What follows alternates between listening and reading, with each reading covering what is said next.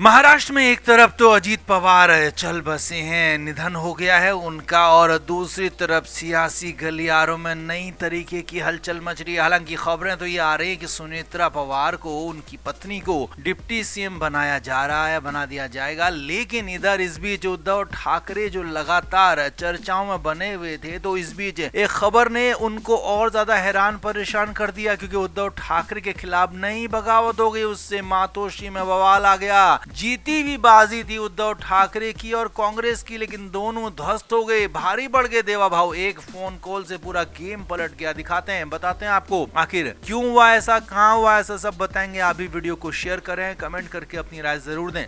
तो महाराष्ट्र में हाल ही में नगर निगम चुनाव हुए थे, तो मुंबई में बीएमसी में उम्मीद थी उद्धव ठाकरे को कि उनके पक्ष में लॉटरी निकलेगी, उनके पक्ष में रिजर्वेशन निकलेगा और एसटी कैंडिडेट आ गया तो वो अपना मेयर बनाकर ही दम लेंगे बिना जीते। लेकिन ऐसा कहाँ होता। मुंबई में महिला सीट आ गई तो उद्धव ठाकरे को पूरी तरह से झटका लग गया। लेकिन इधर अकोला में, जी हाँ, महाराष्ट्र के ही अकोला में उद्धव ठाकरे और कांग्रेस पूरी उम्मीद में थे कि इस बार उनका मेयर बन ही जाएगा और मेयर बन जाएगा तो वो काम कर ले जाएंगे। लेकिन यहाँ तो बड़ा वाला खेल हो गया। जी हाँ, जिसे खेला कहते हैं वही यहाँ पर हो गया, क्योंकि उद्धव ठाकरे और कांग्रेस के जो उम्मीदवार थे वो हार गए। और इसकी बड़ी वजह खुद उद्धव ठाकरे की पार्टी के ही कैंडिडेट हैं, यानी कि उनके पार्षद हैं, जिन्होंने एहन वक्त पर दगाबाजी कर दी, एहन वक्त पर यहाँ पर बगावत कर दी और पूरी तरह से बीजेपी के साथ चले गए। असल में यहाँ पर शारदा खेड़कर मेयर के तौर पर खड़ी थी और उनको 45 वोट मिल गए, जबकि विरोधी जो कि कांग्रेस के कैंडिडेट थे उनको सिर्फ 32 वोट मिले। जबकि यहाँ पर विरोधी कैंडिडेट और उनकी पार्टियों के पास ज्यादा वोट थे। अब पूरा समीकरण आपको पहले बताते हैं। 80 सदस्यों वाली अकोला नगर पालिका में बीजेपी ने 38 सीटें जीती थी,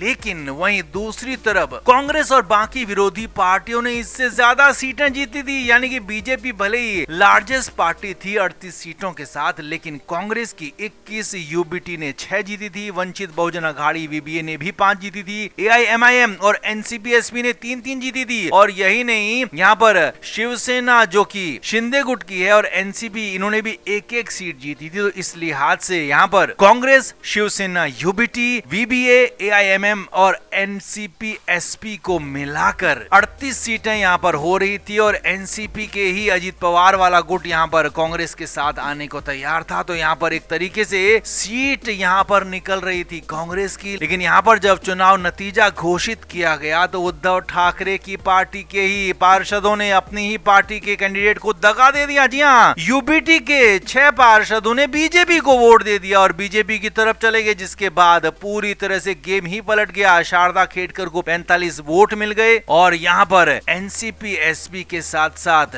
यूबीटी के पार्षदों ने खेला कर दिया और कांग्रेस कैंडिडेट को, यूबीटी के कैंडिडेट को यहाँ पर हार का मुंह देखना पड़ा। अब खबर यह है कि यहाँ पर एक फोन कॉल से पूरा गेम बिगड़ गया। देवेंद्र फडणवीस मुख्यमंत्री हैं, उन्होंने यहाँ पर शारदा खेड़कर से बात की थी, कुछ बातें हुई थी और उसके बाद खबर यह है कि शारदा खेड़कर ने रातों रात गेम बनाया, गेम यहाँ पर पलट दिया गया और उद्धव ठाकरे की पार्टी में एक और यहाँ पर बगावत हो गई, जिससे मातोश्री में भी भूचाल आ गया। खबर तो यहाँ तक है कि मातोश्री में इसे लेकर खासी बैठक हुई, मीटिंग हुई। अब लेकिन इधर एक तरफ तो अजीत दादा चले गए हैं तो उसका दुख और गम है कई लोगों को, लेकिन इधर दूसरी तरफ उद्धव ठाकरे, उनकी पार्टी चढ़ नहीं पा रही है, बढ़ नहीं पा रही है, इसीलिए यहाँ पर जीती हुई बाजी भी हार गई और एक फोन कॉल भारी पड़ गया। तो आप इस पर क्या कहेंगे? आप भी कमेंट करके जरूर से जरूर बताएं और वीडियो को शेयर भी करें।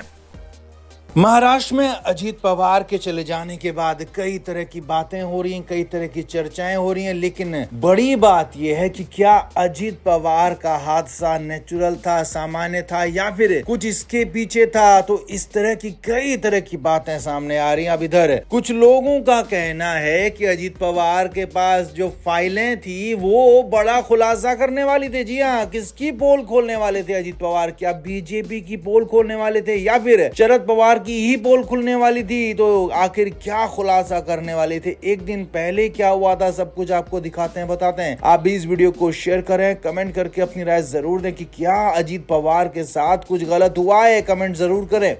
तो अजीत पवार बारामती के पास हादसे में चल बसे उनका विमान एक इस तरह से यहाँ पर हादसे का शिकार हुआ, जिसके बाद सवाल खड़े हो रहे हैं, क्योंकि एटीसी की तरफ से जो बताया जा रहा है कि सही जानकारियां नहीं मिली। आखिरी वक्त पर विमान को हवाई पट्टी दिख नहीं रही थी, तो 2 बार कोशिश हुई यहाँ पर लैंडिंग की और दूसरी कोशिश में सब कुछ खत्म हो गया। अब वहाँ मौजूद चश्मदीदों का कहना है कि जहाँ पर प्लेन क्रैश हुआ था तो वहाँ पर कुछ फाइलें जल रही थी। जी हाँ, फाइलों के कुछ मलबे में मिली हैं, कुछ ऐसी फाइलें नजर आई जो सरकारी फाइलें थी, ऐसी बात कही जा रही है। और यहाँ तक कहा जा रहा है कि वहाँ पर उन फाइलों को लोगों ने देखा तक है। अब हालांकि इस बात में, इस दावे में कितना दम है तो चश्मदीद सामने आकर ही बताएंगे। लेकिन हाँ, इस हादसे से कुछ दिन पहले अजीत पवार ने खुद कहा था कि उसके पास, यानी कि उनके पास बीजेपी के करप्शन की कुछ फाइलें हैं। जी हाँ, ये भी यहाँ पर बड़ी बातें यहाँ पर हो रही हैं, इसे लेकर भी चर्चाओं का बाजार गर्म है कि क्या वो फाइलें बीजेपी को लेकर थी, बीजेपी के किस नेता को लेकर थी और बीजेपी के किस करप्शन को लेकर थी। हालांकि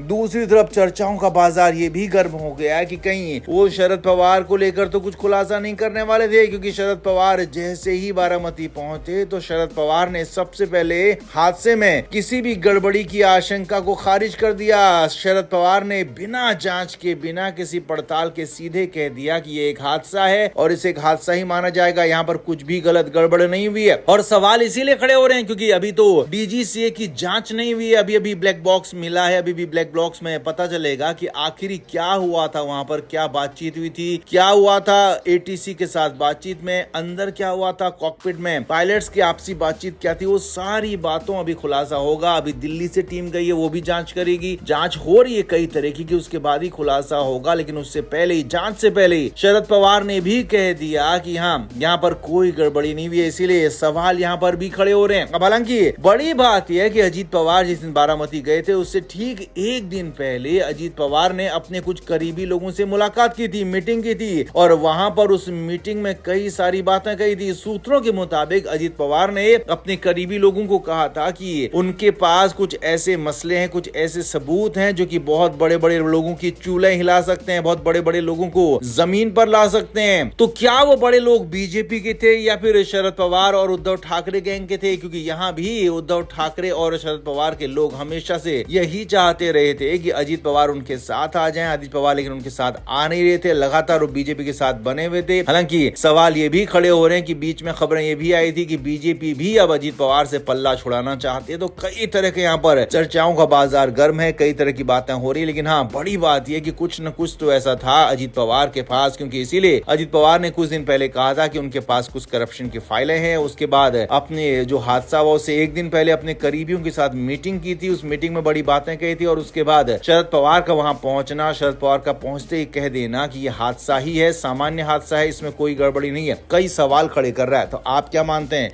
क्या अजीत पवार के साथ वाकई में गलत हुआ है? और गलत हुआ है तो आखिर कौन है गलत करने वाला? कमेंट जरूर करें, वीडियो को शेयर भी करें।